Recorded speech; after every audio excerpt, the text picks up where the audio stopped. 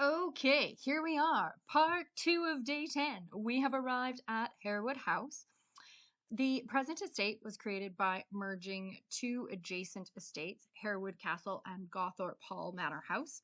The properties were combined when the Wentworths of Gawthorpe, who inherited their estate, bought the Harewood estate from the Ryler family, and it was then sold to a London merchant, Sir John Cutler, in 1696, after whose death it passed to the Butler family. Then later it was sold to the Lascelles in 1721. Oh, that's who was on exhibition at Harewood. Cecil Beaton. There was a lot of photography on exhibition by Sir Cecil Beaton. Oh, and this was Mary's wedding dress. It was stunning, absolutely stunning. There was also an exhibition of some of her hats as well. So there's her hats. Perfect timing. Okay, sorry, distracted. And her wedding shoes. So easily distracted. Okay, the Lascelles purchased plantations in the West Indies, and the income generated allowed Henry Lascelles to purchase the estate. His son Edwin was the first Baron of Harewood, and he built the house between 1759 and 1771 to replace Gawthorpe Hall. Edwin employed John Carr, and the foundations were laid in 1759, with the house largely completed by 1765. Robert Adams submitted designs for the interiors, and these were approved in 1765. My favorite bed! Anyways, sorry. The house remained untouched until the 1840s, when Sir Charles Barry was hired by Henry Lascelles, the third Earl of Harewood, and the father of 13 children, to increase the accommodations. Barry added second stories to each of the flanking wings to provide extra bedrooms, and removed the south portico and created formal parterres and terraces. All right. In 1922, Henry Lascelles, Viscount Lascelles, married Princess Mary, the only daughter of George V. Initially living at nearby Goldsborough Hall, the couple moved permanently into Hallwood. They said Harewood before, it's now Harwood, sorry, I forgot, house on the death of Henry's father in 1929. These drapes, by the way, are carved from wood. Look closely. During World War II, the house acted as a resident convalescent hospital, but by the late 1940s, the Princess Royal and her family had moved permanently back to Harwood, where the house and gardens were regularly opened to the public. The estate also hosted concerts connected with musical institutions, the Leeds Musical Festival, of which the princess was a patron. And on March 28, 1965, the princess was out walking the grounds when she suffered a fatal heart attack. Her elder son, Lord Harewood, the 7th Earl, succeeded his father in 1947 and resided at Harwood. Since 1947, the estate's dower house has been leased out for the use of an independent school. During the 21st century, the house is still the family seat of the Lascelles family and the home of David Lascelles, the 8th Earl. The house and grounds have been transferred into a trust ownership group managed by the Harewood House Trust and is open to the public. It houses a collection of paintings, modern art, all sorts. The exhibit going on, which I'd forgotten and then remembered very quickly, was Cecil Beaton. We're looking at some deer here on the left. I don't think you can see them. They were lovely, deer in the park. And for those of you who have seen the movie The Scandalous Lady W, Leigh Seymour Fleming, she actually grew up at Harewood from 1771 until 1775 because her mother married Edwin Lascelles, and she was Edwin's stepdaughter. And of course, as we said, Edwin built Harewood. And then, of course, Lady W, or Seymour Fleming in 1775 was married to Mr. Worsley, and her life kind of was changed after that point. But I did notice in the Cinnamon drawing room that her portrait was missing. There's a very famous portrait of her that always hung in the Cinnamon drawing room, and it wasn't there. And so I've done a bit of a Google search, and according to my search, Last year, there was a major private art sale brokered by Christie's, and the Earl of Harewood sold the painting to an American billionaire, Steve Schwartzman. I was really hoping that it hadn't been sold and that it was just on loan somewhere, but it has been sold for about the song of £25 million. So there we go. Lady W should be hanging in the Cinnamon drawing room, but she's gone off to America. I suppose you could do a lot with £25 million. The house was also closed Tuesday, Wednesday, and Thursday of this week for some filming that was going on. So I guess we'll have to wait and see what Harewood is in this time. Also, at some point during its long history, one of the ladies of the house decided she wanted to do some remodeling, and the dining room ceiling is not the original Adam ceiling, but luckily she only managed to get her hands on the one, and all of the original Adam ceilings are still intact. I didn't take a picture of the non-Adam ceiling because it's a non-Adam ceiling. Why would you bother? It was white, just white. No decoration. It's very sad. Anyways, then we went from Harewood up to the Manor House. So I will let you just enjoy the drive.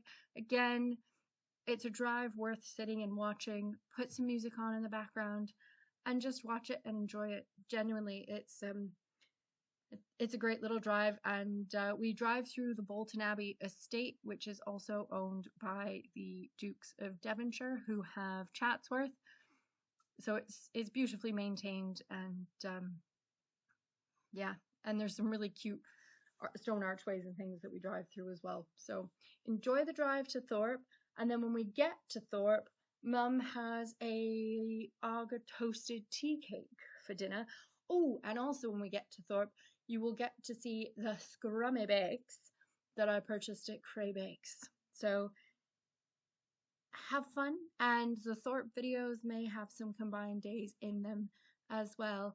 Ta-ta for now!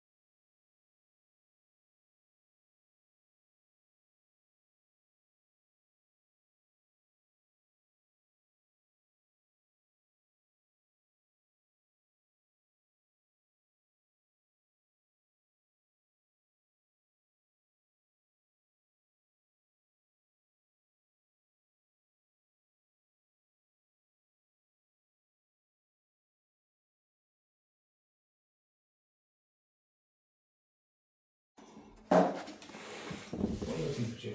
I don't know, John. A bread am I looking for? Yes, it's there. It's there.